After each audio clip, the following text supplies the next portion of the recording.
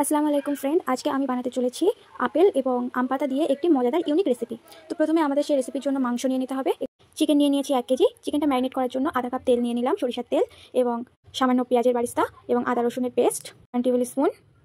তারপর 1 table spoon হলদি গুঁড়া, 1 table spoon ধনিয়া গুঁড়া এবং স্বাদ মতো চিকেন মশলা। আপনারা যে কোনো কোম্পানির চিকেন মশলা নিয়ে নিতে পারেন, এবং পরিমাণ মতো লবণ। মশলাগুলো দেওয়ার পর একটা পাতিলেবু নেব, অর্ধেকটা রস ছড়িয়ে দেবো। এতে করে টক দইটা না দিলেও চলবে। তারপরে একটু মেখে নেব। ভালো করে মাখা হয়ে গেলে তাতে দিয়ে দেবো কয়েকটা আম পাতা এবং পিচ পিচ করে কাটা একটি আপেলের কুটি। আম পাতা এবং আপেলের কুটিটা দেওয়া হয়ে গেলে সেটা ভালোভাবে মেখে নিতে হবে, এবং মেখে নেওয়ার পরে সেটা ঢেকে ম্যারিনেট করে রাখতে হবে আধা ঘন্টার জন্য।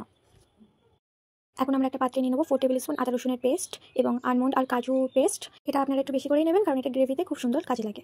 তারপর 2টো পেঁয়াজ কুটি, তেজপাতা ও কাঁচা লঙ্কা। তারপর একটা কড়াই নিয়ে নেব এবং তাতে সরিষার তেল দিয়ে দেবো হাফ কাপ মতো। তেলটা গরম হয়ে গেলে তাতে দিয়ে দিলাম কাঁচা জিরা। তারপর দিয়ে দিলাম কেটে রাখা পেঁয়াজ কুচিগুলো ভালোভাবে নাড়া দিয়ে নিতে হবে। তারপর দিয়ে দিলাম তেজপাতা এবং পেঁয়াজ কুচি একসাথে দেওয়ার পরে ভালোভাবে নাড়া দিয়ে দিতে হবে। পেঁয়াজটা ততক্ষণ পর্যন্ত ভাজতে হবে যতক্ষণ না পর্যন্ত এটা ব্রাউন কালার না চলে আসে।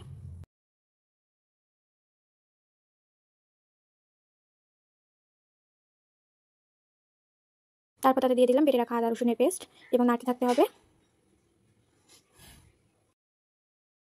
তারপর তাতে দিয়ে দিলাম হলুদ গুঁড়া আর করে রাখা কাজু আর আলমন্ডের পেস্ট। তারপর সেটা ভালোভাবে নেড়ে নিতে হবে। নেড়ে নেওয়ার পরে যখন তেলটা উঠে যাবে তখন তাতে দিয়ে দিতে হবে সামান্য পরিমাণ জল। জলটা দিলে মশলার গন্ধটা একটু থাকবে না, মশলাটা ভালোভাবে কুকড হয়ে যাবে। তারপর তাতে দিয়ে দিলাম কাঁচা লঙ্কাগুলো এই সময় দিলে কি হয়, রঙটাও সুন্দর আসে এবং গন্ধটাও সুন্দর আসে। তারপর তাতে দিয়ে দেবো ম্যারিনেট করা মাংসগুলো এবং সুন্দরভাবে কষতে থাকবো যতক্ষণ না সেটা না গলে যায়। মাংসটা এভাবে হাই ফ্লেমে কষতে থাকবেন। জল লাগবে না, যদি জল লাগারও হয় তাহলে হালকা হালকা জল দিয়ে কষতে থাকবেন। জল আপনি উঠে আসবে। মাংসটা হয়ে গেছে, তার উপরে একটু জিরে গুঁড়ো দিয়ে দেবেন। মাংস রেডি।